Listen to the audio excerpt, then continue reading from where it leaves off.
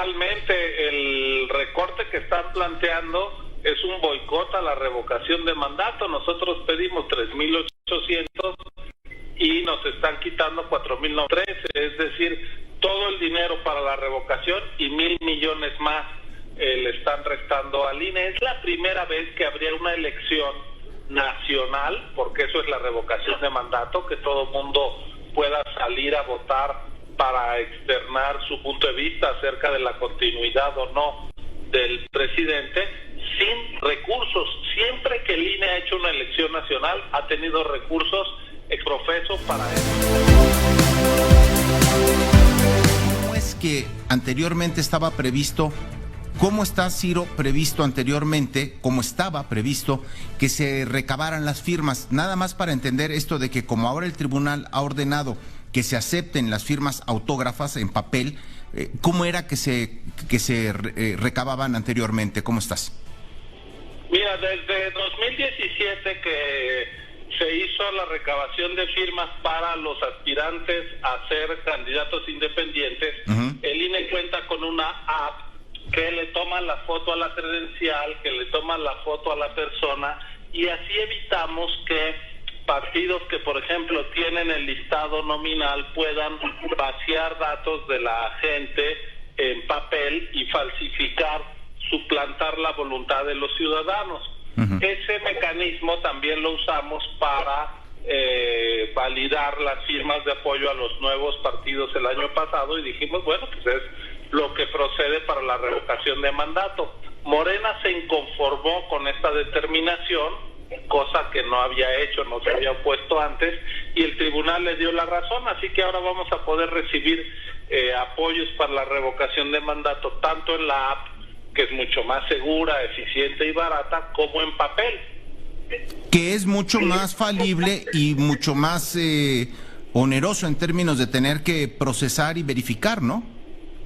Pues sí, porque si tú le tomas una foto a una credencial y tomas el QR, se envía directamente y sabemos si es de un ciudadano empadronado, real o no, y en cambio en papel pues hay que transcribir, hay que capturar los datos, incluso se presta a errores, y esto hace pues más lento, menos confiable y más oneroso el proceso. Pero bueno, el tribunal ya lo decidió y desde ese punto de vista no hay ningún problema. Nosotros siempre acatamos lo que nos manda la autoridad jurisdiccional. Y a partir de esa decisión del tribunal y de que ustedes lo acatan, es que se mueve la fecha y será domingo 10 de abril, la consulta popular para revocación de mandato, ¿correcto?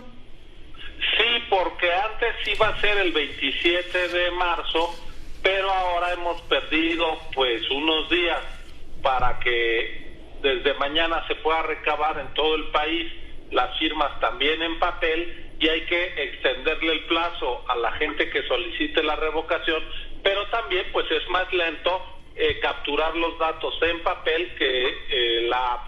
Por lo tanto, pues fue obligado, y así nos lo permitió la sentencia del tribunal, mover unos días la fecha del evento y será el 10 de abril. Correcto. Ahora pasemos, Ciro, al tema de el dinero, el presupuesto 2022. En la Comisión de Presupuesto de la Cámara de Diputados, en el dictamen fue acordado un recorte del 20%, para hablar en términos muy generales, al presupuesto del Instituto Nacional Electoral, que son como 5,000 millones de pesos, y si el costo de la consulta eran como 3,800 millones, más o menos lo que ustedes han estado informando, pues se quedarían sin dinero para esa consulta y para otros menesteres. Totalmente, el recorte que están planteando es un boicot a la revocación de mandato. Nosotros pedimos 3,800 y nos están quitando 4,913, es decir, todo el dinero para la revocación y 1,000 millones más le están restando al INE. Es la primera vez que habría una elección nacional, porque eso es la revocación de mandato, que todo el mundo pueda salir a votar para externar su punto de vista acerca de la continuidad o no del presidente, sin recursos. Siempre que el INE ha hecho una elección nacional, ha tenido recursos exprofeso para eso, en cada elección, ya sea intermedia o elección presidencial, o incluso para las elecciones locales. Este año va a haber, el año próximo, elecciones de 6 gubernaturas, pues el recurso está para eso, pero no para la revocación de mandato. Es paradójico que quienes han impulsado esta figura, que son el gobierno y su partido, ahora no den los recursos para que se pueda llevar a cabo. A ver, Ciro Murayama, te pregunto, sin esos recursos y con la obligación por parte del tribunal, con mandato de la Suprema Corte de que la consulta es válida y que se tiene que hacer, ¿qué recurso le queda al Instituto Nacional Electoral? ¿A quién pueden acudir? A la misma Suprema Corte para pedir, si es que el recorte se aprueba así, en esos términos, les sea revertido y si les asignen, porque ustedes en la explicación hablaban de, por ejemplo, capacitar a más de 800,000 ciudadanos para poder instalar 161,000 casillas, para poder imprimir, para poder tener mamparas, urnas, medidas sanitarias, en fin, todas las explicaciones que van aparejadas con un costo, pero que si es ignorado en la Cámara de Diputados, ¿qué recurso les dejan a ustedes?